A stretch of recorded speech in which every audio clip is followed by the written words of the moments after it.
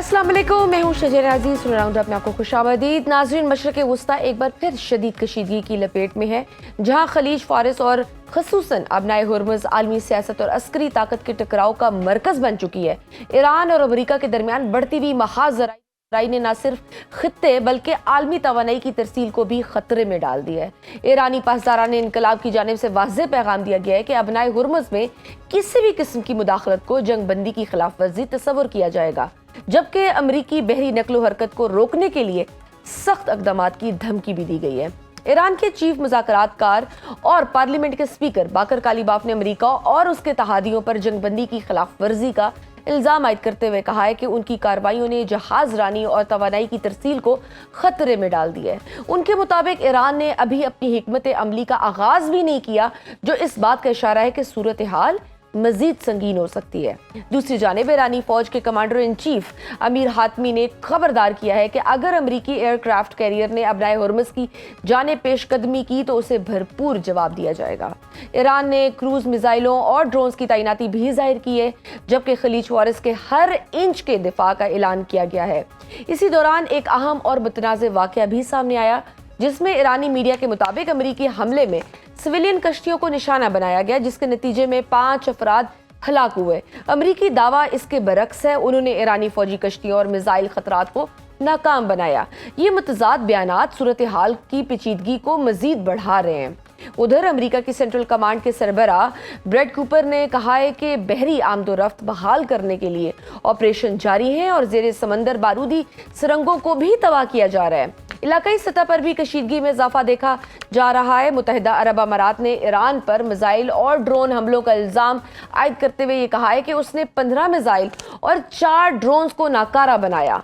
Fujairah oil zone में हमले के बाद आग लगने और गैर मुल्की शहरियों के जख्मी होने की इतलात भी सामने आई हैं, जबकि मोहम्मद बिन सलमान ने अमारात के साथ मुकम्मल यकजहती का इजहार किया है। इसी दौरान CNN की एक अहम रिपोर्ट में इंकशाफ किया गया कि इसराइल ने खुफिया तौर पर अपना फिजाई दिफाई निज़ाम आयरन डोम अमारात में नस्ब किया है और ईरानी मिसाइलों को रोकने में मदद फराहम की। ये पेशरफ्त इस तनाज़े को मजीद बैनुल-अक़वामी रंग दे रही है। दूसरी जानिब अब्बास अरागची ने वाज़ेह किया है कि इस बहरान का कोई फौजी हल नहीं और पाकिस्तान की सफारती कोशिशों के बायस मुज़ाकरात में पेशरफ्त हो रही है। क्या हम फुल स्केल बहरी जंग की जानिब बढ़ रहे हैं? क्या UAE के इसराइल से ताल्लुकात अब खलीज में एक नया ब्लॉक बनाने जा रहा है? इन मौज़ूआत के लिए हमारे साथ पहले सेगमेंट में मौजूद है साबिक सफारतकार जोहर सलीम साहब। आपको वेलकम करती हूँ राउंड अप में। जोहर सलीम साहब, हालिया बरसों में हम देख रहे हैं कि आलमी निज़ाम यूनिपोलर से बायपोलर या मल्टीपोलर होने की तरफ माइल है। मशरिक़ वस्ता में ईरान और अमेरिका के दरमियान बढ़ती हुई ये हालिया कशीदगी क्या महज एक इलाकाई तनाज़े है, या आप उसे वाशिंगटन की उस बड़ी हिकमत अमली का हिस्सा समझते हैं जिसके तहत वो बीजिंग और मॉस्को के बढ़ते हुए असर रसूख को रोकने के लिए तवानाई की आलमी गुजरगाहों पर अपनी गिरफ्त मजबूत करना चाहता है? जी बिल्कुल, इसके बहुत से पहलू हैं। एक तो जाहिर है जो है न्यूक्लियर इशू जो है वो बहुत अहम है अमेरिका के पर्सपेक्टिव से भी, और फिर इजराइल के लिए, क्योंकि ये तो जंग आप देखा है, दोनों जंगें इजराइल ने जो है पुश करके अमेरिका को शुरू करवाई हैं। और देखिए, वो तो नेतन्याहू तो 20-30 साल से 90 से ये कोशिश थी नेतन्याहू की कि ये जंगें शुरू करवाएं अमेरिका से, लेकिन वो कोई भी अमेरिकन प्रेसिडेंट उसकी बात मानने को तैयार नहीं था। फाइनली ये प्रेसिडेंट ट्रंप, वो भी पहली टर्म में नहीं, पहली टर्म में खैर नेतन्याहू के कहने पे विड्रॉ किया JCPOA से, और दूसरी टर्म में फिर जाहिर है कि वो एक के बाद एक जो है 2 जंगें हमने देखी।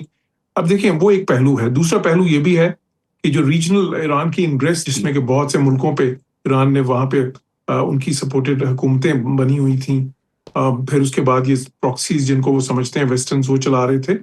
तो वो फिर एक के बाद एक देखिए उन्होंने सिस्टमैटिकली क्या किया है। सीरिया में उनकी हमायत याफ्ता हुकूमत खत्म हुई, फिर उसके बाद अब यमन में देखा बहुत ही जो उनकी हमायत याफ्ता ग्रुप है उनके खिलाफ बहुत ज्यादा रेजिस्टेंस है। उनकी पोजीशन इस वक्त थोड़ी मुश्किल हो गई है वहां पे। फिर इसी तरह इराक में, जहाँ पे बहुत ज्यादा इन्फ्लुएंस ईरान ने बनाया हुआ, वहां पे भी वो कोशिश कर रहे हैं, ऑल्दो कि वहां पे अभी तक उनको बहुत ज्यादा कामयाबी नहीं हुई। इसी तरह लेबनान में उन्होंने हिजबुल्लाह जो है उसको वीकन करने की कोशिश की, फिर हमास को। तो सिस्टमैटिकली उन्होंने ईरान की वो जो इनको जो रीजनल इंटरेस्ट थी उसको कम किया, और फाइनली फिर वो चाहते थे कि ईरान को इटसेल्फ इसकी कैपेसिटी जो है उसको खासा कम कर दें। तो ये स्ट्रैटेजी थी जिसपे यूएस का और इजराइल का किसी हद तक इत्तेफाक था दोनों का। अब इसमें जो तीसरा पहलू है जो अमेरिका के पर्सपेक्टिव से अहम है, जिसका आपने जिक्र किया कि वो रिसोर्सेज डिनाई की जाए चाइना को। देखिए, जी। चाइना के खिलाफ एक कंटेनमेंट पॉलिसी तो जाहिर है इस वक्त इन इफेक्ट तो है ना, कि ये जिस तरह अमेरिका ने दूसरी जंग अजीम के बाद एक कंटेनमेंट पॉलिसी शुरू की थी, जो है उस वक्त वो बड़ी कामयाब भी रही थी, हालांकि उसमें फिर बहुत दहाइयां तक दोनों इन्वॉल्व रहे। कंटेनमेंट ऑफ सोवियत यूनियन, तो उसके अभी इस वक्त कंटेनमेंट ऑफ चाइना है। अभी वो ये कोल्ड वॉर वाली इसमें जो है इंटेंसिटी नहीं आई, लेकिन उसके ऑलमोस्ट वर्ज पे है, मैं समझता हूँ। तो वो पहलू भी था जिस तरह वेनेजुएला में उन्होंने किया, पहले वेस्टर्न हेमिस्फेयर से चाइना और रशिया का इन्फ्लुएंस खत्म किया उन्होंने, खसूसन वेनेजुएला से। तो और उसके बाद फिर ईरान देखें कि ईरान से 90% तेल ईरान का कौन लेता है? चीन लेता है। और चीन की एक स्ट्रेटेजिक पार्टनरशिप भी है, $500 बिलियन का इनका मंसूबा है आपस में अगले बहुत सालों के लिए, ईरान का और चीन का। और फिर जाहिर है इनकी जो ट्रेड है चीन की और ईरान की बहुत बड़ी ट्रेड है सैंक्शंस के बावजूद। तो वो एक बिल्कुल अब एक स्ट्रेटेजिक पार्टनर है ईरान, चीन का भी और रूस का भी। तो उस लिहाज से बिल्कुल वो वाला इसमें पहलू भी था। तो इसलिए लेकिन वो जो पहलू था वो ज्यादा अहम था, वो जो रजीम चेंज की तरफ वो कोशिश शुरू में हुई थी कुछ।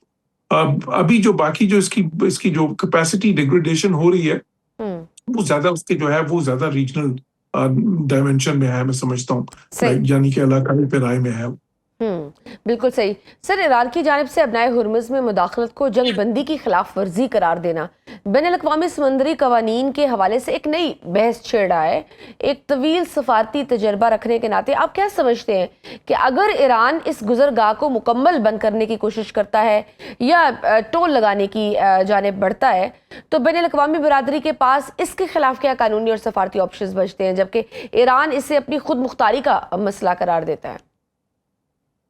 देखिए, इस पे इंटरनेशनल जो कवानीन है वो तो बहुत वाज़ेह हैं। इस पे जो इंटरनेशनल कवानीन अप्लाई होते हैं वो United Nation Convention of the Law of Sea है।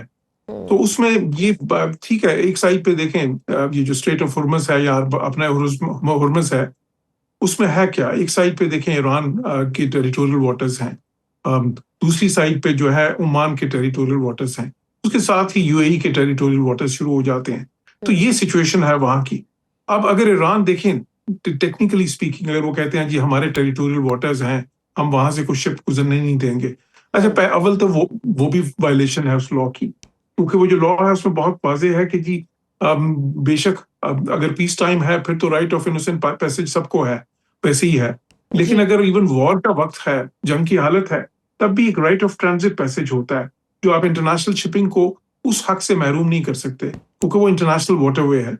अच्छा, अब ये तो एक पहलू है, तो उस लिहाज से ईरान नहीं कर सकता। अब इसका दूसरा पहलू देख लेते हैं कि इसकी जो दूसरी तरफ है अपना हुर्मुज़ की, वो तो टेरिटोरियल वाटर्स हैं ओमान के, उस पे तो ईरान का किसी तरह भी कोई हक नहीं है ना। तो उन्होंने तो वहां पे भी माइंस बिछा दी हैं, वो कहते हैं, उन्होंने अब कहा है कि हमने माइंस बिछा दी हैं वहां पे जी, बारूदी सुरंगें जिसको कहते हैं। अब अगर वो बिछा दी हैं तो अव्वल तो वो भी इंटरनेशनल लॉ की वायलेशन है, वो दूसरों के टेरिटोरियल वाटर्स में जाके वो कैसे बिछा सकते हैं, और अगर उन्होंने बिछाई हैं और इंटरनेशनल वाटरवे को ब्लॉक किया है वो भी उसकी वायलेशन है। तो इंटरनेशनल लॉ की वायलेशन है तो वो भी है, जो है ना, इसमें कोई शक वाली बात ही नहीं है। इसलिए अभी देखें जो आईएमओ की मीटिंग हुई है अभी, जो इंटरनेशनल मैरीटाइम ऑर्गेनाइजेशन है उसकी लंदन में भी मीटिंग हुई है, वो यूनाइटेड नेशंस का हिस्सा है। तो उसमें बहुत ज्यादा मुल्कों ने क्रिटिसाइज किया ईरान को, बल्कि उन्होंने तो बहुत ही ज्यादा सख्त अल्फाज में इस चीज को तनकीद का निशाना बनाया कि जी ईरान किस जो है ना कानून के तहत ये कर रहा है और ये इंटरनेशनल कवानीन की सरीहन खिलाफ वर्जी है। तो देखिए उसमें तो कोई शक ही नहीं है ना, वो तो जो है बेशक हालत जंग हो या हालत अमन हो, दोनों सिचुएशंस में ईरान इंटरनेशनल वाटरवे को इंटरनेशनल कवानीन के हिसाब से बंद नहीं कर सकता। लेकिन अब ठीक है, अब वो एक जंग है उसमें। लेकिन सर फिर दूसरी जानब हम देखते हैं कि बाकी और भी, अगर अमेरिका को देखें वो कौन सा फिर इंटरनेशनल कवानीन की पासदारी कर रहा है, ये भी एक सवाल है। खलीज पे सिविलियन कश्तियों पर देखें जी, अगर अमेरिका ने जो है ईरान पे जो हमला किया वो भी इंटरनेशनल कानून की खिलाफ वर्जी थी, सही खिलाफ वर्जी थी, उनकी टेरिटोरियल इंटेग्रिटी की, उनकी सॉवरेनिटी की, मतलब उनकी इलाकाई खुद मुख्तारी जो है और इलाकाई सालमियत दोनों की खिलाफ वर्जी थी। तो इंटरनेशनल लॉ की खिलाफ वर्जी तो दोनों फरीकैन की तरफ से हुई है। तो कुछ शक ही नहीं। नाज़रीन, वक्त छोटी सी ब्रेक का, देखते रहिए Suno round. Welcome back to Suno round up. Sir, खलीज में सिविलियन कश्तियों पर हमले और फिर उसके नतीजे में होने वाले जानी नुकसान के हवाले से दोनों तरफ के बयानात में शदीद तजाद है। सफारती दुनिया में इस तरह के फॉल्स फ्लैग ऑपरेशंस या मुतजाद बयानियों का इस्तेमाल अमूमन किसी बड़े ऑपरेशन का पेश खैमा होता है। आपकी नज़र में ये वाक़या किसी बड़ी अस्करी मुहिम जोई का जवाब तो नहीं बन रहा? देखिए हो क्या रहा है, और मैंने तो उस पर पहले भी कहा था कि इस वक्त देखें अमेरिकन क्या कर रहे हैं। उनकी जो है ना स्ट्रेटेजी बहुत वाज़ेह है। वो उसको आप कहते हैं, इंटरनेशनल रिलेशंस की टर्म है कि जी प्रेशर एंड टॉक जो है ना, तो वो प्रेशर इंक्रीज कर रहे हैं। वो प्रेशर उन्होंने ब्लॉकेड के जरिए भी डाला है। साथ ही साथ वो इनका जो ईरान की सबसे बड़ी लेवरेज है इस वक्त, वो क्या है, वो अब नए हुर्मुज़ पे जो उन्होंने जो ब्लॉकेड किया हुआ या ब्लॉक किया हुआ उसको, वो उनकी सबसे बड़ी लेवरेज है, वो समझते हैं। तो ईरान उसको न्यूट्रलाइज करने के लिए एक तो उन्होंने ब्लॉकेड कर दिया कि चले खुद हम ईरान का ही ब्लॉकेड कर देते हैं। साथ ही साथ वो उन्होंने अब ये जो एक्शन किया है, जो जिसको वो प्रोजेक्ट फ्रीडम कह रहे हैं, और वो कह रहे हैं ये ह्यूमैनिटेरियन ऑपरेशन है। लेकिन चलो ह्यूमैनिटेरियन ऑपरेशन इस सेंस में वो कह रहे हैं कि जी 2000 शिप्स हैं वहां पे जो स्ट्रैंडेड हैं, उनके 20,000 वहां पे हमला है, वो इस वक्त बहुत सारे मुश्किल हालत में हैं, तो हम तो चाहते हैं कि सिर्फ उनको एग्जिट कराएं। लेकिन वो उसका एक पहलू है। उसका दूसरा पहलू स्ट्रेटेजिक है। वो उससे फायदा भी उठाना चाहते हैं अमेरिकन। वो क्या फायदा है? वो फायदा ये है कि जब वो टेस्ट कर रहे हैं, एक तो ईरान की कैपेसिटी है क्या उनको रेजिस्ट करने की, उनकी विल भी टेस्ट कर रहे हैं। दूसरी बात ये है कि उन पे वो प्रेशर इंक्रीज कर रहे हैं ईरान पे, और उनको ये बता रहे हैं कि देखें, ये जो आप सब जिसको अपनी लेवरेज बहुत बड़ी समझ रहे हैं, ये शायद इतनी बड़ी लेवरेज नहीं है, हम इसको न्यूट्रलाइज भी कर सकते हैं, हमारे पास वो नेवल पावर है। तो ये इस वक्त एक जो है ना दोनों तरफ से टग ऑफ वॉर चल रहा है अब इसमें। लेकिन अभी ये जो है ना, अभी भी बात एस्केलेशन से दूर है, जो है ना, रिस्क बढ़ गया है पहले से। दोबारा से सीज फायर खत्म हो जाए और दोबारा से दोनों साइड्स हॉस्टिलिटीज की तरफ चले जाएं, या दोबारा से अब जो है ना एक दूसरे पे वैसे ही जो जिस तरह पहले वो हमले हो रहे थे शुरू कर दें। लेकिन ये बीच की एक हालत है इस वक्त, एक मुकम्मल सीज फायर भी नहीं है और मुकम्मल जंग भी नहीं है। तो इस ये जो ग्रे एरिया है, इसमें अमेरिका जो है वो प्रेशर अपना ज्यादा कर रहा है उनके ऊपर, और उनकी बार्गेनिंग लेवरेज कम कर रहा है। अब जो वहां पे हुआ है वो क्या हुआ है अभी तक अमेरिका ने उनकी कुछ फास्ट बोट्स तबाह की हैं। अच्छा, ईरान ने बहुत से मिसाइल्स फायर किए हैं। वो उनकी अभी तक जो इंडिपेंडेंट इत्तलात हैं उसके मुताबिक उनकी जो नेवल वेसल्स हैं अमेरिका की, उसको लगे तो नहीं है, कोई ऐसा नुकसान उनको नहीं हुआ। लेकिन साथ ही साथ ईरान ने ये किया कि उन्होंने फिर यूएई के ऊपर हमला कर दिया, जो है ना जो जो जो जो इंडिपेंडेंट जो है ना आप समझ लें इत्तलात हैं, ऑल्दो के वहां पे थोड़ा सा ग्रे एरिया भी है, बिकॉज उन्होंने अभी तक ऐलान नहीं किया कि उन्होंने ये किया है। तो वहां पे भी आपने देखा कि नुकसानात हुए हैं मिसाइल्स। यूएई तो कह रहा है कि उन्होंने बहुत सारे मिसाइल्स इंटरसेप्ट किए हैं जो ईरान की तरफ से आ रहे थे, और जाहिर है वहां पे कुछ इंटरसेप्ट कर रही है, उसको नुकसान भी पहुंचा। तो वो क्यों किया यूएई को? क्योंकि यूएई को करना उनके लिए बहुत आसान है। एक तो क्योंकि बिल्कुल साथ ही है उनके, इजराइल तो खासा दूर है, और वैसे भी वो जो है ये बताना चाहते हैं अमेरिका को कि अगर आप ये करेंगे तो फिर हम आपके जो क्लोजेस्ट एलाइज हैं उनको हिट करेंगे। बिल्कुल सही। और सर, मोहम्मद बिन सलमान का भी अमारात पर ईरान के हमले की मजम्मत करना और फिर टेलीफोनिक राब्ता करना, ये जाहिर करता है कि खलीज के दो बड़े सतून अब एक ही सफ़े पर है। क्या हम एक ऐसे नए ब्लॉक को उभरता देख रहे हैं जो वॉशिंगटन की मर्जी के बगैर ईरान के खिलाफ कोई बड़ा फैसला ले सकते हो? देखिए, मैं नहीं समझता कि कोई इस तरह का ब्लॉक उभरेगा कि जो वॉशिंगटन की मर्जी के खिलाफ, ईरान के खिलाफ जो है ना कोई जंग कर दे या कोई इस तरह की चीज कर दे। अच्छा। मेरा ख्याल है कि जो भी होगा वो अमेरिका की और उनकी मशवरे से और मुआवनत से होगा। वहां पे जो देखिए बेसिक डिफेंस आर्किटेक्चर जो है वहां का, उसमें अमेरिका को करीबी अहमियत अभी हासिल है। अच्छा। तो अभी भी देखें अमेरिका ने उनको कितने बिलियंस ऑफ डॉलर्स के, मेरे ख्याल 8.4 बिलियन डॉलर्स के शायद, यानी कि 8.5 अरब डॉलर के तकरीबन उनको अभी असला की मंजूरी दी है अमेरिका ने, जदीद तरीन। तो वो तो उनके ताल्लुकात जो है वैसे ही चल रहे हैं अभी तक। और मेरा ख्याल है कि वो दोनों जो साइड्स ये चाहेंगी कि वो ताल्लुकात जो हैं इसी तरह चलें, और ईरान के खिलाफ जो भी उनकी पोजीशन होगी उसमें आपस में एक दूसरे को कंसल्ट करके ही करेंगे। बिल्कुल सही। और सर, सीएनएन की रिपोर्ट के इसराइल ने आयरन डोम अमारात में नस्ब कर दी है। मशरिक़ वस्ता की सियासत में एक बहुत बड़ी तब्दीली है। फुजेरा ऑयल जोन पर भी हमले के बाद उनका लहजा बड़ा सख्त हुआ है। क्या अमारात अब ये समझ चुका है कि उसकी माशी बका सिर्फ इसराइल और अमरीका के दिफाई हिसार में ही मुमकिन है, या तेहरान के साथ मुस्तकबिल के किसी बड़े समझौते के लिए दबाव बढ़ाने का ये सिर्फ एक तरीका है? जी, आयरन डोम से मिलता जुलता एक सिस्टम उन्होंने वहां पे इंस्टॉल किया है यूएई में, इजराइलीज ने। जाहिर है कि एक तो यूएई अपनी डिफेंस बेहतर बनाना चाहता है और उनको पता है जो मिसाइल के खिलाफ डिफेंस है उसमें शायद दुनिया के बेहतरीन सिस्टम्स जो हैं वो इजराइल के पास मौजूद हैं, उनमें से काफी सारे। और उनके आपस में जाहिर ताल्लुकात भी बहुत ही अच्छे हैं। वो I2U2 में भी दोनों मेंबर्स हैं। वो एक जो है ना ऑर्गेनाइजेशन जिसमें अमेरिका भी है साथ उनके। और तो वो बिल्कुल उनके दरमियान दिफाई ताउन जो है वो उसका बढ़ना जो है वो तो गमाजी करता है इस चीज की कि उनके दरमियान जो स्ट्रेटेजिक हम आहंगी है वो पहले से भी ज्यादा बढ़ रही है। राइट, बिल्कुल सही। सर, तारीख गवाह है कि जब बयानात की तपिश इतनी बढ़ जाए और अस्करी नकलो हरकत शुरू हो जाए तो गलत फहमी की गुंजाइश बढ़ जाती है। क्या हम 1980 की दिहाई ईरान इराक टैंकर वार के दूसरे और ज्यादा मुहलिक वर्जन की तरफ बढ़ रहे हैं? देखिए, जो टैंकर वार थी उसमें दोनों तरफ से काफी ज्यादा तबाह किए गए थे उनके जो है एक दूसरे के शिप्स। लेकिन वो जो है उसमें कैपेसिटी दोनों की मिलती जुलती कैपेसिटी थी, इराक की भी ईरान की भी। इसमें बहुत ज्यादा फर्क है कैपेसिटीज का। जो अमेरिकन के पास तो एक जो है ना दुनिया की सबसे सोफिस्टिकेटेड नेवी है। ईरान के पास जो है उनके पास एक बिल्कुल एसिमेट्रिक कैपेसिटी है। वो फास्ट बोट्स पे रिलाय करते हैं, वो सिर्फ मिसाइल्स और जो ड्रोन्स जो हैं वो कोस्ट लाइन से फेंक के उस पर रिलाय करते हैं या फिर सी माइंस पे रिलाय करते हैं। तो एक बिल्कुल जो है ना डिफरेंट सिचुएशन है, मैं समझता हूँ इस वक्त। वो वाली सिचुएशन नहीं। वहां पे तो एक दूसरे के टैंकर्स वो डुबो रहे थे एक दूसरे की शिप्स जो है ना।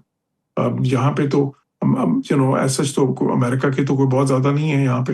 ये तो इंटरनेशनल शिपिंग है सारी इस वक्त इधर। और जो है यहाँ पे एक दूसरे के अभी वो सिचुएशन नहीं आई कि एक दूसरे के वो टैंकर्स डुबोना शुरू कर दें। ऑल्दो ईरान थ्रेट कर रहा है कि वो इंटरनेशनल जो वहां से शिप्स गुजर रही हैं उनको निशाना बना सकता है, लेकिन अभी तक उन्होंने एक सिर्फ साउथ कोरिया की शिप है जिसको निशाना बनाया गया।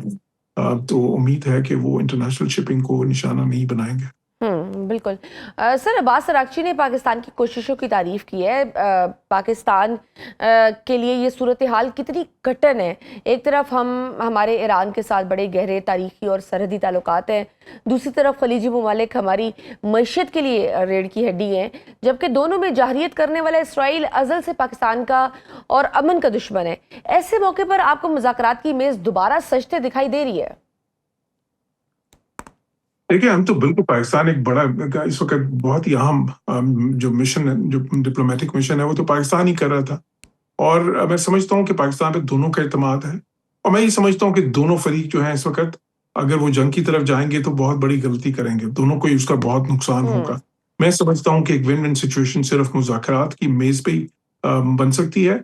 और ये जो इनडायरेक्ट मुज़ाकरात हैं जो अभी तक पाकिस्तान के तवसत से उसके बाद से भी हो रहे हैं, ठीक है, वो भी बहुत खुशाइंद है कि वो सिलसिला चल रहा है। लेकिन जो फेस टू फेस मुज़ाकरात हैं वो जाहिर है कि उससे चीजें बहुत एक्सेलरेटेड पेस पे चली जाती हैं और उसकी तरफ आना मैं समझता हूँ बहुत ही जरूरी भी है और दोनों के लिए बहुत ही मुफीद भी होगा, बहुत प्रोडक्टिव होगा।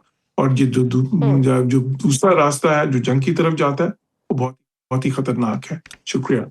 राइट, बहुत शुक्रिया साबिक सफीर जोहर सलीम साहब मौजूद थे। नाज़रीन, गुफ्तगू आपने सुनी। वक्त की छोटी सी ब्रेक का देखते रहिए Suno round. Welcome back to Suno round up. Program के इस हिस्से में मैं ज्वाइन किया दफाई तजकार air commander retired Khalid Chishti साहब। सर, आपको वेलकम करती हूँ सुनो राउंड अप में। खालिद साहब, मौजूदा सूरत हाल में जहाँ आबनाए हुर्मुज़ आलमी तवानाई की शहरक समझी जाती है और ईरान खुलकर उस पर कंट्रोल या कम से कम डिस्ट्रप्शन की बात कर रहा है, आपके ख्याल में क्या ईरान वाकई इस चोक पॉइंट को बंद करने की मुकम्मल अस्करी सलाहियत रखता है, या ये ज़्यादातर साइकोलॉजिकल डिटेरेंस और स्ट्रेटेजिक सिग्नलिंग है ताकि अमेरिका और उसके तहादियों पर दबाव डाला जा सके? जी, बहुत शुक्रिया शाजी, आपने इनवाइट किया। बुनियादी तौर पर देखिए, हमें ये देखना होगा कि स्ट्राइट ऑफ हॉर्मोज कोई ऐसा प्लग एंड प्ले या ऑन ऑफ स्विच तो है कोई नहीं। आपने एक डिटरेंस, अपनी कैपेबिलिटी और एक एलिमेंट ऑफ फियर या खौफ पैदा करना करना होता है जो बहरी जहाज वहां से गुजरते हैं। मैं कुछ डॉक्यूमेंट्रीज देख रहा था जिसमें कुछ इंटरव्यूज थे उन जहाजों के जो वहां स्टक हैं और वेट कर रहे हैं। उनके कैप्टन ने कहा कि हम अपने क्रू को और अपने जहाज को और अपना जो कार्गो है चाहे वो ऑयल है उसको खतरे में नहीं डालेंगे किसी तरीके से भी, जब तक हमें स्टेट ऑफ हॉर्मुज़ क्लियरेंस नहीं मिलती ईरान की तरफ से। तो ये आपने एक एलिमेंट ऑफ कन्विक्शन बिठा दिया उन लोगों के ज़हनों में कि अगर आप ट्रेवल करेंगे तो रिस्की है, आपकी जान को भी जाहिर है और शिप जो आपका कार्गो लेके जा रहा है उसको भी। तो ये एनफोर्स ईरान ने वैसे कहने से नहीं की सिर्फ। एक तो अच्छा। आप देखिए कि जो कोस्टल एरियाज हैं और खासतौर पर ओवरऑल ईरान है वो 50% तकरीबन पहाड़ी इलाका है, यानी अनइवन है, टेरेन है जिसके अंदर छुपना आसान है, बंकर्स बनाना आसान है, जिसके अंदर टनल्स बनाना आसान है, हाइडिंग प्लेसेस। तो ईरान ने वहां पे ऑल अराउंड द कोस्ट अपनी जो मिसाइल बैटरीज हैं वो छुपाई हुई हैं, उनको अटैक करना मुश्किल है। अब वो होता ये है कि जब शुरू में इसने डिस्ट्रक्शन की थी, जो बहरी जहाजों को हमला किया था, तो वहां से वो टनल से निकलती थी उनकी मिसाइल बैटरीज और ड्रोन्स की खास तौर पर, और वो फायर करके वापस छुप जाती। तो अब ये खौफ पैदा हुआ है, तो ये एलिमेंट ऑफ कन्विक्शन ईरान ने लोगों के ज़हनों में डाली है कामयाबी से। तो आई थिंक ये मैनिफेस्ट इसीलिए वो कर पा रहा है। अमेरिका के लिए खोलना इसको बहुत मुश्किल इसलिए था कि उसके लिए करीब आना पड़ता था अपने बहरी जहाज लेकर या डिस्ट्रॉयर्स लाना, तो वो बहुत रिस्की था, वो खुद इटरेट हो जाते। तो अमेरिका आज तक ब्लू वाटर नेवी में इसको कहता हूँ, जितने ऑपरेशन अमेरिका ने आज तक किए हैं इराक के खिलाफ, वो ओपन सीज में खड़े रहते थे। वहां से जाके उनके जहाज डोमिनेंस क्रिएट करते थे, स्ट्राइक्स करते थे, स्टैंड ऑफ वेपन्स करते थे, एयर डोमिनेंस क्रिएट कर लेते थे और वापस जाकर खरीद से लैंड कर देते थे। ये एक ऐसी बंद गली है जिसके अंदर उनके लिए एक रिएक्शन डिलेमा है। वो करीब जाते हैं तो अट्रैक्ट होते हैं, अगर करीब नहीं जाते तो एयरक्राफ्ट कैरियर किसी काम के नहीं है। और 3 आपने देखा, एक वापस चला गया, 2 वहीं पर मौजूद हैं, लेकिन इतनी दूर डिस्टेंस पर मौजूद है कि वो हिट बैक ऑब्वियसली कर नहीं पा रहे। और अगर वो करीब जाएंगे तो ईरान उनको न्यूट्रलाइज करने की कोशिश करेगा। तो आई थिंक एक डिलेमा है और ये उसको मैनिफेस्ट करता रहेगा ईरान। लेकिन ओवरऑल कॉस्ट, क्योंकि काउंटर उसने ब्लॉकेट किया हुआ है अमेरिका ने, वो ईरान इस वक्त आई एम श्योर दोनों में वजन कर रहा होगा कि कौन सी ज्यादा एक्सपेंसिव है उसके लिए मेंटेन करना, खुद मेंटेन करना, या अमेरिका ने जो उसके खिलाफ ब्लॉकेट लगाया वो ज्यादा आसान है उसके लिए या ज्यादा प्रोहिबिटिव है प्राइस वाइज। राइट। और सर, ईरान की जानिब से क्रूज मिसाइलों, तेज रफ्तार कश्तियों और जदीद ड्रोन्स की तैनाती, और फिर दूसरी तरफ अमरीकी बहरिया की माइन क्लियरिंग ऑपरेशंस, क्या हम एक क्लासिकल नेवल कन्फ्रंटेशन की तरफ जा रहे हैं या ये एक हाइब्रिड वॉरफेयर एनवायरनमेंट बन रहा है जहां डायरेक्ट जंग की बजाय लिमिटेड एंगेजमेंट्स होंगे? देखिए, जो इन्होंने 40 दिन जंग लड़ने की वो लड़ चुके। बुनियादी तौर पर लड़ी जा चुकी है। अच्छा। और लड़ने के बाद अब दोनों की एक एग्जॉशन टाइम आ गया है जिसमें दोनों मिलिटरीली भी, ह्यूमन कैपेसिटी भी एक लिमिटेशन होती है। देखिए, हमें याद रखना चाहिए कि ये सिर्फ मिसाइल्स या वेपन्स या ड्रोन्स बर्न आउट नहीं होते, इंसान भी बर्न आउट होते हैं। दैट मीन्स उनकी लिमिटेशन होती है कि वो कितना अरसा रह सकते हैं, सस्टेन कर सकते हैं। आपने देखा तकरीबन नवंबर के महीने से अमेरिकन फोर्सेस डिप्लॉयड हैं इसी एरिया में विद दिस पोस्चरिंग कि हम हमला करने वाले हैं। फिर दिसंबर में आपने देखा प्रेसिडेंट ट्रंप ने कहा कि ईरानी लोग जो मुजाहरे शुरू हो गए थे, इनकी पोस्चरिंग यहाँ रही है। मैं आपको एक मिसाल देता हूँ कि जेरार्ड फोर्ड जो इनका सबसे बड़ा एयरक्राफ्ट कैरियर है, वो तकरीबन 309 दिन के बाद वापस बुलाया गया। 309 दिन तकरीबन 10 महीने बनते हैं। जरा विजुलाइज करें, ये जो 10 महीने लोग 4.5 एकड़ की एक जमीन है जो फ्लोट कर रहा है, समझे जहाज की शक्ल में, 4,500-5 हजार उस पर फ्लोट कर रहे हैं ओवर लास्ट 10 मंथ्स।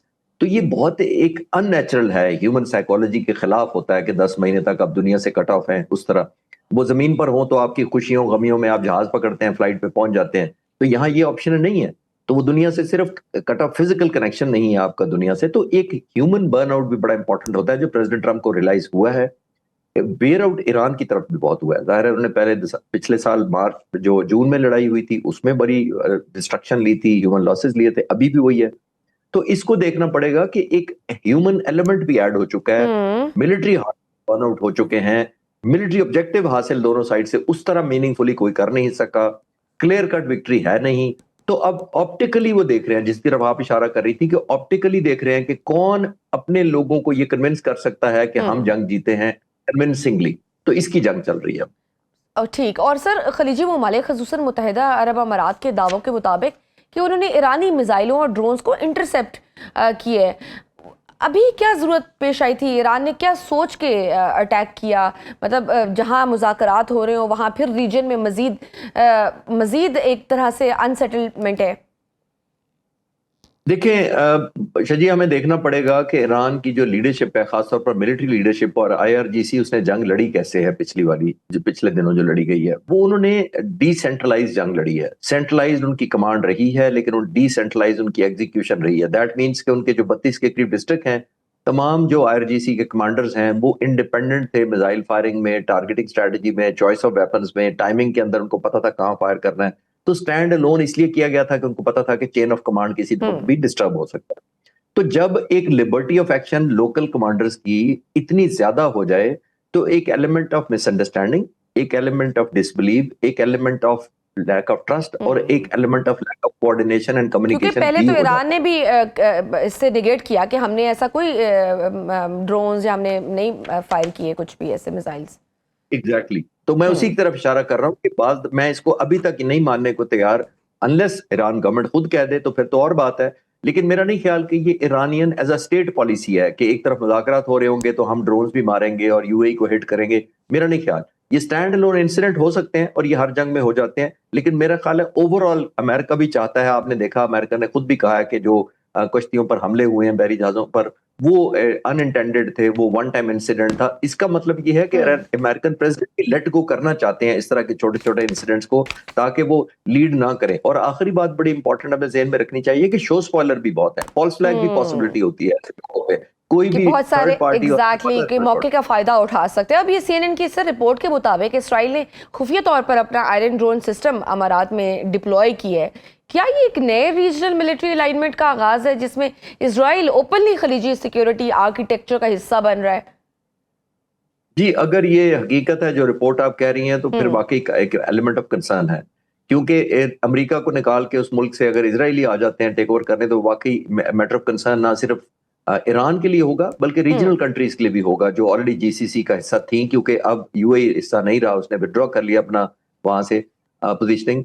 तो जब ये विड्रॉ कर लिया तो एक और डिस्कम्फर्ट लेवल हो जाएगा कि एक तरफ अमेरिका सपोर्ट कर रहा है, एक तरफ आई एम श्योर काफी हद तक वो ब्रेक अवे करना चाहते होंगे GCC के ममालिक अमेरिकन बॉन्डेज से, जो इतने अरसे हमने देखा। तो वो ब्रेक अवे भी एक शामिल है, एक रीअलाइनमेंट भी शामिल है, और इसराइल का एंटर हो जाना ओवरऑल खित्ते के लिए भी ठीक नहीं है। और जाहिर है एक जो यूनिटी थी एक खासतौर पर GCC की, और खासतौर पर ऑयल बेचने के लिए, वो इनकी कॉमन पॉलिसी होती थी। GCC जब से ये 81 से बना था, तो ये कन्वर्ट करते थे और कन्वर्ज करते थे एक दूसरे पे फैसला साजी में, और बल्कि काफी हद तक इन्फ्लुएंस करते थे ऑयल प्राइस को दुनिया में। लेकिन अब क्योंकि वो अलहदा हो जाएगा UAE, और UAE का मुझे लगता है कि वो ज्यादा प्रोडक्शन करके तेल की कीमत गिरा देगा ताकि उसको ज्यादा अर्निंग हो, ताकि वो रीस्ट्रक्चरिंग कर सके अपने मुल्क की। लेकिन ओवरऑल इसराइल इस पर बड़ा खुश होगा क्योंकि उसने एक डिसइंटीग्रेशन इन ममालिक में करवा दी है, और ओवरऑल फायदा जाहिर है कॉम्प्रोमाइज हो जाएगा इनकी यूनिटी को, जो अनफॉर्चुनेटली इतनी अच्छी सिंबल नहीं है रीजनल स्टेबिलिटी के लिए। और अगर suppose sir American aircraft carrier वाकई अब नाए हुर्मुज़ की तरफ बढ़ता है, तो ईरान के पास उसको रोकने या नुकसान पहुंचाने के कौन से अमली ऑप्शंस मौजूद हैं? क्या ईरान के पास इतना जदीद असला और उसका ज़ख़ीरा है कि वो अमेरिकी टेक्नोलॉजी को आमने सामने मैदान में शिकस्त दे सके? देखिए, एयरक्राफ्ट कैरियर तो पहले भी मौजूद थे उनके पास। सबसे पहले उनका एयरक्राफ्ट कैरियर अब्राहम लिंकन लाया गया था, तकरीबन 8 दिनों में 1000 किलोमीटर से उसने तय किए थे, और वो तय करके उसको डिप्लॉय किया गया था इमरजेंसी में, वेल बिफोर द वॉर। जब प्रेसिडेंट ट्रंप ने देखा कि ये जंग नहीं उनके कंट्रोल में या उनकी एम्प्लॉयमेंट नहीं हो सकी, उसके बाद उन्होंने जॉर्ज W. फोर्ड को किया था, और वो मेडिटेरियन सी में रखा गया था, जो इसराइल का डिफेंड करने के लिए डिप्लॉय किया था। फिर उसको ईरान ने हमला किया और डिस्ट्रॉय किया, जिसको कहा था किचन में आग लग गई, और ये फिर खबरें आ रही है 2 डिस्ट्रॉय हुए। उसके बाद उन्होंने तीसरा जॉर्ज बुश जो एयरक्राफ्ट कैरियर है, तीसरा भी लेकर आए। और तीसरा बड़ा इंपॉर्टेंट है कि कैसे लेकर आए। बाबुल मंदब से भी ला सकते थे, जो शॉर्टेस्ट रूट बनता था उसकी डिप्लॉयमेंट का, लेकिन क्योंकि उनको पता था अमेरिकन गवर्नमेंट को कि बाबुल मंदब जो है हुतीज के कंट्रोल में है और वो ईरान से बेस्ट है, तो उनको खतरा था कि बहरी जहाज पर हमारे एयरक्राफ्ट कैरियर पर हमला ना हो जाए, तो वो ऑल द वे अफ्रीका से घुमा के इसको जंग के अंदर लाए थे। तो अभी भी उनके एयरक्राफ्ट कैरियर हैं। अब्राहम लिंकन भी बड़े डिस्टेंस पे है, कोई 800-900 या उससे भी शायद ज्यादा डिस्टेंस पे खड़ा है, या जॉर्ज बुश भी खड़ा है, लेकिन लाना असल चैलेंज है। देखिए, बुनियादी तौर पर मैं अक्सर कहता हूं कि American navy blue water navy है। ब्लू वाटर का मतलब है कोस्ट के पास जो मैला पानी होते हैं उसकी नेवी नहीं है ये। ब्लू वाटर क्यों है? ब्लू वाटर इसलिए है कि इन्होंने जितने आज तक ऑपरेशन किए हैं, समंदर के सेंटर में खड़े होके 800-900 किलोमीटर दूर खड़े होके अपने फाइटर जहाज भेजते हैं, वहां पे डिस्ट्रक्शन कॉज करते हैं, हम्म। एनहेलेशन करते हैं, एक एयर सुप्रीमेसी और एयर डोमिनेंस कंट्रोल करते हैं, मैनेज करते हैं, डिस्ट्रक्शन करके प्रोसीड और वापस अपने एयरक्राफ्ट कैरियर पे चले जाते हैं। तो जो टारगेट मुल्क होता है उसकी रीच ही नहीं होती इनके एयरक्राफ्ट कैरियर तक पहुंचने की। अब केस मुख्तलिफ है, स्टेट ऑफ हॉर्मुज बंद गली है, अगर आप गली खुलवाना चाहते हैं तो आप गली के तक आएंगे, अब गली के मोड़ पर आएंगे तो वो खुद वनरेबल हो जाएंगे। तो ये ईरान के इस डिटरेंस की वजह से वो अभी तक अपने एयरक्राफ्ट कैरियर करीब नहीं ला पाए, और नहीं ला पाएंगे तो स्टेट ऑफ हॉर्मुज नहीं खुलती। तो ये एक रिएक्शन डिलेमा है, ये न्यू फॉर्म ऑफ वॉरफेयर है यूनाइटेड स्टेट्स नेवी के लिए, कि वो जो पहले इस्तेमाल करते रहे थे वो अपनी भी लाने posting और में, अपने अमेरिका भी लाने में रिलक्टेंट महसूस करेगा। बिल्कुल सही सर। इस सब में ऑब्वियसली चाइना, यूरोप और दीगर बड़ी मैशतें जो खलीज के तेल पर इन्हिसार करती हैं, क्या वो इस बहरान में पैसिव रहेंगी, या अब जिस तरह की सिचुएशन बन गई है आपको लगता है कि एक्टिवली डिप्लोमेटिक है, या आपको लगता है अस्करी किरदार अदा कर सकती हैं इसमें? जी, अब बुनियादी तौर पर देखिए, हमारी जो अस्करी ताकत जिसको अब तरफ आप इशारा कर रही हैं, तो वो बहुत ज्यादा डिपेंडेंट है सारी एक दूसरे पर। तो I don't think stand loan ये सारी फोर्सेस को कंबाइन करके कर सकती हैं। अमेरिकन प्रेसिडेंट ने तो एक यूनिक काम किया जो अनयूजुअल है। इस तरह की जंग जो ट्रेडिशनली अमेरिका ने सारी लड़ी हैं, वो आपने देखा होगा कि यूनाइटेड नेशंस का एक रेजोल्यूशन पास होता था, सिक्योरिटी काउंसिल पास करती थी, फिर प्रेसिडेंट ट्रंप उसको जाकर कांग्रेस से, या कोई भी प्रेसिडेंट होता था वो अप्रूवल लेता था, अप्रूवल लेने के बाद वो नेटो को बुलाता था, और नेटो आकर मुल्क इकट्ठे को 40 मुल्क आकर हमला करते थे, चाहे वो अफगानिस्तान हो, लीबिया हो, सीरिया हो। इस दफा प्रेसिडेंट ट्रंप ने सबको ऑफेंड भी किया हुआ है। प्रेसिडेंट ट्रंप ने ग्रीनलैंड पर भी नजर रखी, फिर नेटो को नाराज किया, फिर यूरोपियन यूनियन को नाराज किया। तो आई थिंक वो हार्मनी नहीं रही, इसी वजह से आप एक एलिमेंट ऑफ रिजॉल्व उनमें नहीं देख रही। और सो मच सो कि उन्होंने स्पेन के हुकूमत को और प्राइम मिनिस्टर को कह दिया कि ही इज एब्सोल्युटली हॉरेबल कह दिया उनको। तो अब इस तरह के जब आप बयानात देकर पब्लिक कंसल्ट करते हैं, तो फिर उनके लीडर्स के लिए और लोगों के लिए कन्वर्ज करना वो कॉज जिसको वो अपना समझते भी नहीं है, बहुत मुश्किल होता है, जो ट्रेडिशनली वो पास में करते आए। बट सर, जिस तरह से अपनी फौज वो बढ़ा रहे हैं और जिस तरह की धमकियों में उनकी तपिश ज्यादा होती जा रही है, सपोज अगर बहरी जंग का आगाज होता है, तो आप क्या समझते हैं ये बहरान एक ब्रॉडर रीजनल वॉर में तब्दील हो सकता है, जिसमें लेबनान, यमन या दीगर प्रॉक्सी थिएटर्स भी शामिल हो सकते हैं? जी, आपकी बात बिल्कुल ठीक है कि ये बहुत ज्यादा डाइवर्सिफाई हो सकती है, लेकिन क्योंकि ऑलरेडी अलायंसेस इतने बन गए हुए हैं, सब ग्रुप्स बन गए हुए हैं, स्टेक बहुत है, ग्लोब ऑलरेडी एंग्जाइटी पूरी दुनिया देख ले, महंगाई, ऑयल प्राइसेस, डिसइंटीग्रेशन, सब अलायंसेस बन रहे हैं। लेकिन मेरा नहीं ख्याल प्रेसिडेंट ट्रंप चाहेंगे, क्योंकि वो तो एक मैन ऑफ प्रेज हैं कि मुझे प्रेज किया जाए, लेकिन इस वक्त तो सारे ब्लेम, फिंगर पॉइंटिंग उनकी तरफ हो रही है, ऑयल की भी, ग्लोबल अनरेस्ट की भी, एस्केलेशन की भी। तो आई थिंक वो वाइंड अप करना चाहेंगे। इट्स अ मैटर ओनली कि वो ऑप्टिकली चाहते हैं कि मैं ऐसा लगे कि मैं जीता हूं, वो ऐसी डील चाह रहे हैं जिस तरह परसीव किया जाए। तो ये चाहते हैं, लेकिन ईरान भी यही चाहता है। ईरान चाहेगा कि मैंने जो न्यू फाउंड लीवरेज ली है, मुझे कंपनसेशन मिलनी चाहिए और उसका मुझे एडवांटेज मिलना चाहिए। क्योंकि अब हम जिस तरह से देख रहे हैं यूएई के इल्जाम और फिर सऊदीया की जानिब से इससे ज़ाहिर यकजहती के बाद महसूस तो ऐसे होता है कि हम एक नए जियोपॉलिटिकल ब्लॉक फॉर्मेशन की तरफ बढ़ रहे हैं, जहां एक तरफ अमेरिका, इसराइल और खलीजी ममालिक हो, और दूसरी तरफ ईरान, चीन और रूस। जी बिल्कुल, यही मैं कह रहा हूँ ना कि सब ऑलरेडी सब डिवाइडेड हो गई है दुनिया। तो मेरा प्रेसिडेंट ट्रंप के लिए भी ठीक नहीं। जो काउंटर ब्लॉकेड है, ये तो मैं काफी दिनों से कह रहा था कि प्रेसिडेंट ट्रंप यूनिलैटरली इसको खोल देंगे, क्योंकि रशिया और चाइना का भी बहुत बड़ा प्रेशर है, और खासतौर पर जापान और कोरिया जो अमेरिका के एलाइज हैं, वो उन्होंने ईरान से अप्रोच कर लिया था डायरेक्ट कि आप हमारे पास रिलैक्सेशन करें और आप हमारे पास शफकत करें और हमें अपना ऑयल निकालने दें। तो आई थिंक प्रेसिडेंट ट्रंप को ये भी पसंद नहीं होगा कि उनके एलाइज डायरेक्ट ईरान से नेगोशिएशन शुरू कर दें और एक कंफर्ट लेवल डेवलप कर लें। और दूसरा सर, इसी माह में अब ट्रंप का दौरा चीन भी तो है ना। जिस तरह के हालात हैं, ऐसे में ट्रंप का चीन आना इस जगह सूरत हाल पर आपके ख्याल में क्या इम्पैक्ट डालेगा? क्या ये मुमकिन है कि ट्रंप चीन जाने से पहले या चीन में कोई ऐसा बड़ा ऐलान कर दें जो गैर मुतवक्किल हो, अनएक्सपेक्टेड हो, यानी अफवाज की मिडिल ईस्ट से वापसी या बराह हुर्मुज़ की ब्लॉकेड खत्म करना, एनीथिंग? नहीं, वो तो उनकी ऑब्लिगेशन है ना कुछ तो ईरान लेकर जाएंगे, या पहले करेंगे या पॉसिबली अपना दौरे की डेट रीशेड्यूल कराएंगे, क्योंकि उनका इस तरह आने का मकसद कोई नहीं मुझे समझ आता कि अगर जंग चल रही हो और वो इस पे चले जाएं। ये फॉरवर्ड हो सकता है। आई थिंक उन्होंने कोई पॉजिटिव लेके जाना है और एक मेजरेबल टर्म उन्होंने दिखानी है। अगर इसी तरह अनसर्टेनिटी में सिचुएशन रही, तो मेरा ख्याल है उनको वहां इस तरह के दौरे का फायदा भी कोई नहीं होगा। जब दुनिया हैंग कर रही है, इन बिटवीन ऑफ एंजाइटी है, स्ट्रेस है, ऑयल प्राइसेस हैं, इकोनॉमी कोलैप्स हो रही है, तो आई थिंक इनका कोई प्रोडक्टिव नहीं होगा जाना। बिल्कुल सही। बहुत शुक्रिया दिफाई तज्ज़ियाकार एयर कमांडर रिटायर्ड खालिद साहब हमारे साथ मौजूद थे। नाज़रीन, गुफ्तगू आपने सुनी। आज के प्रोग्राम में बस इतना ही। इजाज़त दीजिए। अल्लाह हाफ़िज़।